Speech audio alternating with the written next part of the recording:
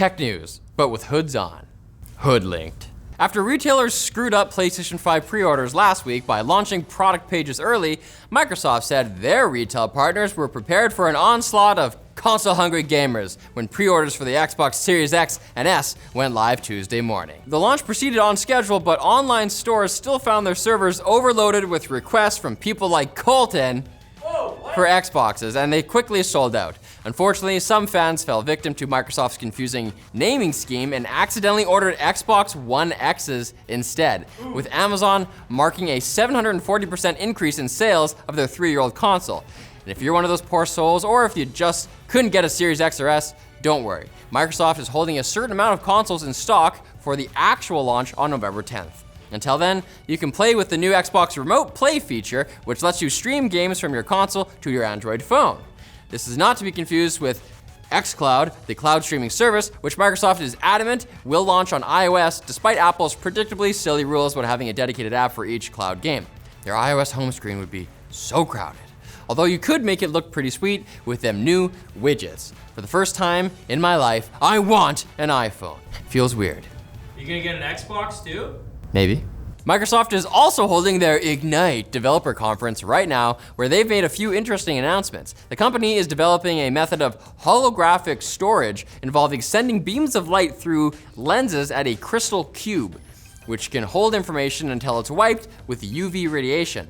Sounds nerdy as hell. There's also Premonition, Microsoft's attempt to build something like a weather monitoring system, but for disease outbreaks, using robotics and cloud-based software to capture, sample, and test disease carriers, like mosquitoes or people.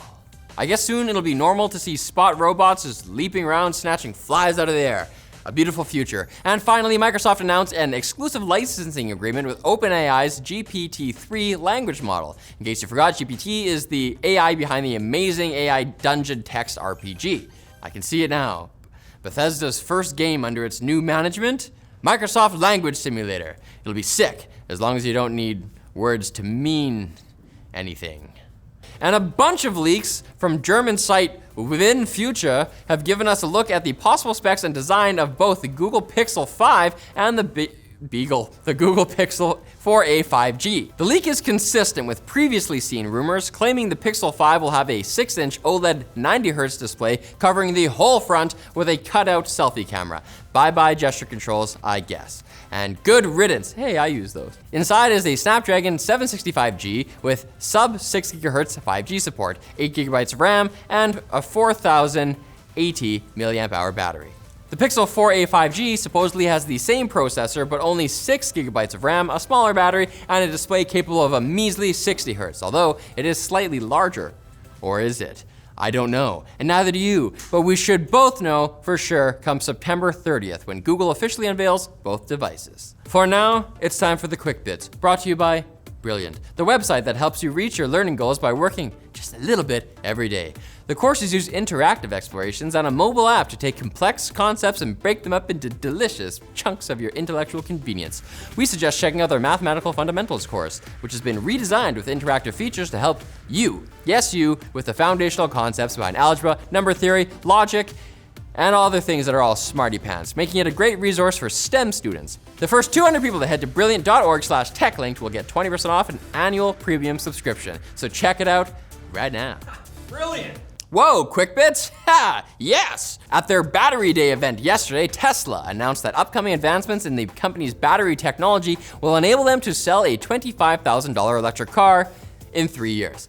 Tesla is also phasing out cobalt, a component of lithium batteries, since it's expensive and often mined unethically. Because reducing emissions is less worth it if you have to use child labor to do it, it's good to get rid of that stuff. Unless you're Elon Musk's son, who is probably an android and doesn't count. Hey! Think Blizzard has sucked since Activision got involved? Well, Blizzard co-founder Mike Morhaime agrees, and now has founded a new company called Dreamhaven. It will be the parent company of 2 development studios called Moonshot, or Moon's Hot, and Secret Door, both headed by former creative leads at Blizzard. Frankly, I'll take a StarCraft knockoff if it comes with those bomb-ass cinematics. My life for ire! Know what I mean? Samsung apparently realizes the Galaxy S20 got a lukewarm reaction when it launched for $1,000. So now they're releasing the S20 Fan Edition for $700 US with a slightly lower spec, like a 1080p display that doesn't curve on the sides. But it's still got a 120Hz screen and a decent battery. Please buy it. We have different colors.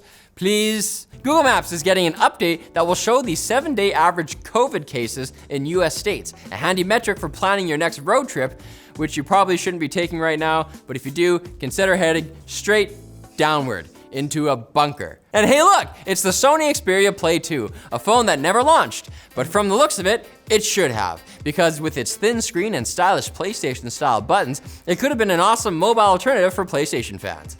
Sony, it's not too late to give up on this whole console thing and tackle Nintendo head on. They reigned over portable gaming for long enough, right? Seize power, seize it! They tried twice. Yeah, they've tried it. And we'll end this episode before things get too scary. Come back on Friday for more tech news, because we've got what you need. Tech news. I feel like when I have a hood on, I just act like Riley more. It's weird. Yeah. Oh, this was tied up too? That must have looked weird when I was Yeah, strapped. you had like a gangster look going on, dude.